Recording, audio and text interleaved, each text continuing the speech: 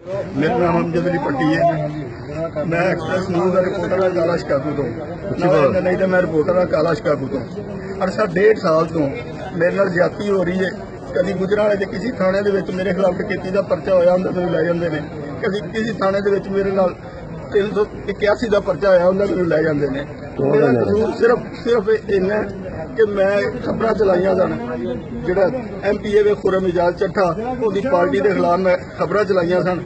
उन्होंने खबरों का मैनूं ये सलाह दी जा रही है कि उन्होंने एक नाल अपने बंदा मिलाया होया रोबन मसीह नां दा उनके जरिए जिथे हो जाता मेरा नाम दे के ते मैनूं पर्चियां दे विच शामिल करो। अखबार भी काम करते हो जी अखबार कड़ी थोड़ी मैं जी एक्सप्रेस न्यूज़ का मैं रिपोर्टर हाँ काला शिकागो तो। उस तो बाद मैं NNI का रिपोर्टर हाँ काला शिकागो तो। मेरी तस्दीक कर ली जाए, अगर मैं गलत साबित हुआ मेरा सिर कलम कर दिता जाए।